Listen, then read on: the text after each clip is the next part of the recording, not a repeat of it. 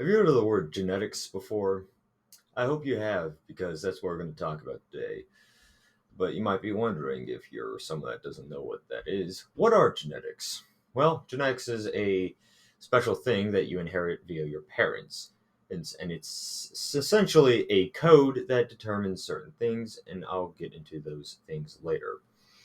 Or, or it's inherited generation by generation. Sometimes, as though whose things that you inherit are from even grandparents, people from long past that just haven't been active. And we'll get onto that. So, how does genetics work? How does it pass on generation to generation? Well, get your pen and paper ready because we're about to talk about that. So, let's get into it. Now, to begin with genetics, it's the making of requires the making of proteins or protein synthesis. Begins in the nucleus, specifically the chromosomes inside the nucleus. So these chromosomes are made of histone, and a specific type of protein used for chromosomes and DNA. DNA is a double helix made of a backbone wrapped in a spiral staircase fashion, and has four bases connecting to the center of the horizontal line.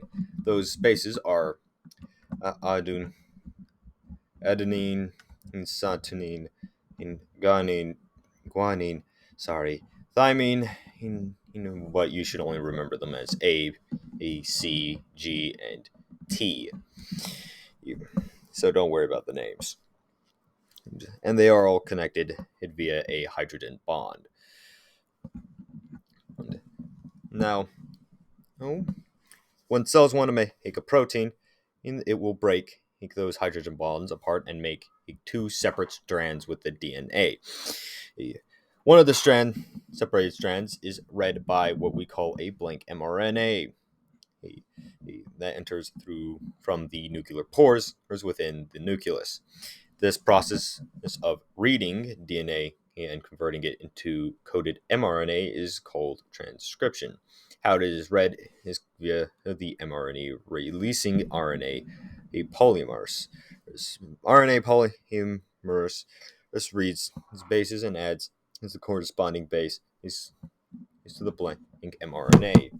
For example, well, C goes into G, A goes to U, and T goes to A. That is how it goes. And if you're wondering what U is, for all those people that want to know the name of every gosh dang thing, it is uracil. When going from DNA to RNA, additionally, ACT transcription. Oh, sorry. I'm not completely reading the script I was given word for word, but I was about to. So sorry on anything when I repeat myself on basically a point I made like an exact second ago. Because the person who made this script kind of isn't exactly great at making a script for you to understand. Yeah, but it works for him, so I'm gonna not edit it. So I'm just going off the fly with this. Anyways, back into what we were doing. And the mRNA leaves the nucleus and goes to the ribosomes. At the ribosome, coded mRNA, after being read, is translated into tRNA. This process is called translation. The other was called transcription, the process of mRNA copying DNA. I think I already mentioned that. Sorry. The bases, once again, are translated into corresponding base. It's A to U, C to G, U to A, and are make up a condon. And these condons will create a certain amino acid. These condons are read by a one of 64 tRNA to make the anticondon of the condon being read, or the corresponding basis of the condon being read. This is also called tRNA. For example, UAC in tRNA, or the more popular AUG in the mRNA version, is made into corresponding amino acids. But those are and is called the start, or the methionine if you want to get technical. Now, for those that are confused on what a condon is, it is a 3-base code. So basically, take 3 of those letters, put them in a certain set, and they make a special um, um thing.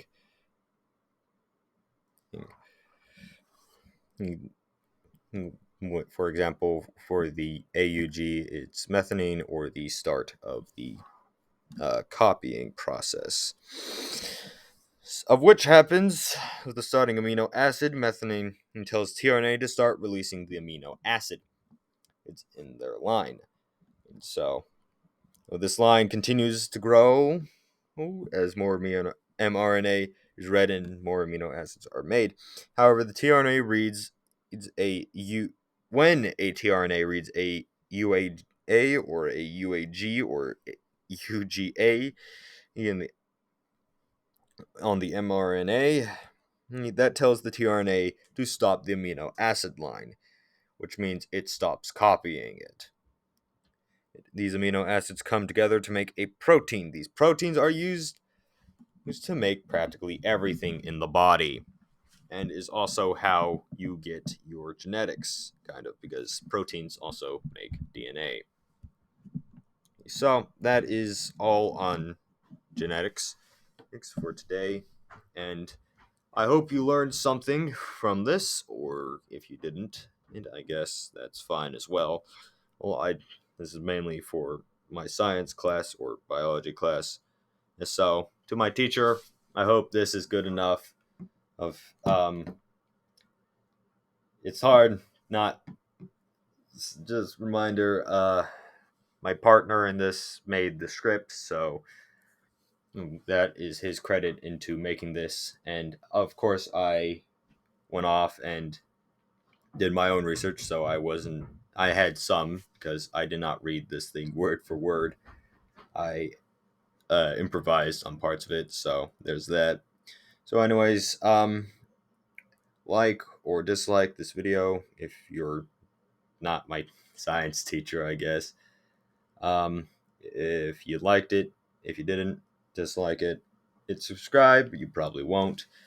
Anyways, have a good day. One more thing before you go. I know I butchered some of those words for sure. I was intentionally having that originally be the ending, but it's not. This is the actual ending here, post editing. I want to say a huge thanks for my friend who's in the link in the description to their channel. They don't have any videos up as of me releasing this video, but you should go check them out. He's a friend of mine and also my partner during this science project. And I understand how this all works. I could have made the script on my own if I wanted to, but we are partners, so I let him make the script, and it wasn't terrible. It was understandable. I could read it and all that, so it worked, and there we are. And now I'm sitting here talking to you at a video that you probably already clicked off on. So, as I said, like the video if you liked it, dislike it if you didn't like it, and subscribe if you wish. You probably won't. And have a good day.